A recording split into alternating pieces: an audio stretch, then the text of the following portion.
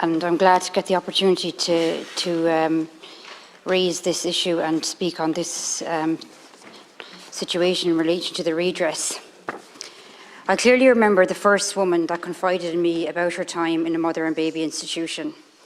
It was about 10 years ago. I was a member of Kilkenny Borough Council at the time, and this lady actually had come to me for advice on a different matter, but she ended up telling me her story in relation to her time in a mother and baby institution. I still remember her sadness when she told me her story, partly as so few in her life knew about it, and it has always stayed with me to this day, and I always felt very glad that she felt she could share her story with me. Since that time, I've had the privilege of meeting and speaking with so many women who were forced into mother and baby institutions. Also, many children who obviously now are in their adulthood who had been born into one of the institutions. Some have found their children or mother, but so many are still looking and still holding out hope, sometimes up to 50 years later, that they will be reunited. On many occasions within this chamber and throughout debates on this issue, I have heard people refer to this period as being a dark time in our history. And I have to say, I've always struggled with this description, as while it certainly was a dark time, and there's no disputing that, I think that trying to confine it completely to history dismisses the serious intergenerational trauma felt today still by so many. And while the state continues to deny justice to both women sent to these state-run institutions and the children born there, it remains, I believe, very much part of our present. In 2007, I was 25 when I had my first son, Emmett. I was not married at this time, and I do think if it had been 1967 or 1977 or even 1987, would I have found myself in a mother and baby institution? Would Emmett even have been taken away from me? And I have to say, I find this really difficult to even think about. I remember how incredibly nerve-wracking the whole labour and birth process were, and I had great support and encouragement by my side. I had great medical help, and in particular from the midwife. I always remember actually the midwife stayed past her shift to stay with me. And what exactly must this have been like for women, alone, scared, terrified in fact, met not only with little or no medical help, but no encouragement or kindness or support or even a reassuring smile. And tonight, as we discuss this, I am thinking of the woman I met who at 15 was raped. She did not know what pregnancy was or what was happening to her body. I'm thinking about the woman who had a partner when she discovered she was pregnant. They planned to get married, but she was taken away late one evening. She was told she was going on a drive to visit a relative, and then she was driven to Bessborough. Her son was taken from her when he was born a few months later.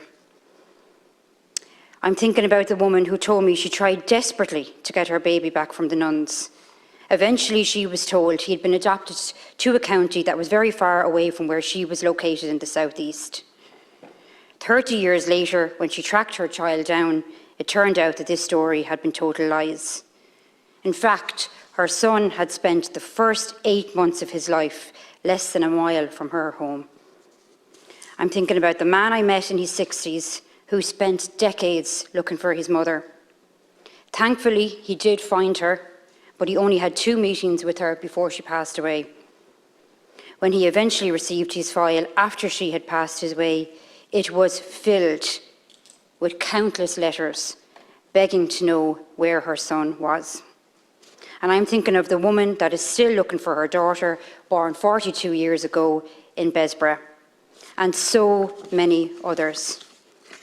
Now imagine, after all of that, to learn that you might be excluded from the scheme because the institution that you were sent to is not included. Or you only spent the first 3 months of your life there, not the first 6 months. Imagine you are left with certain medical conditions as a result of your time in one of the institutions, but you were only there for 5 months and not 6 months, so you don't qualify for the enhanced medical card.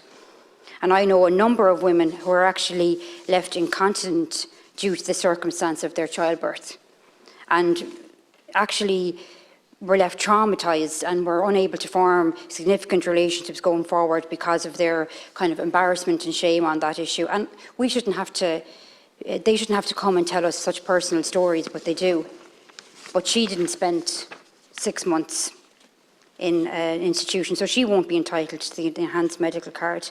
And another lady who spent 5 months and 20 days, to be exact, in an institution, who actually nearly lost her leg due to sepsis brought on by the horrific treatment during her labour. Again, she falls outside the criteria.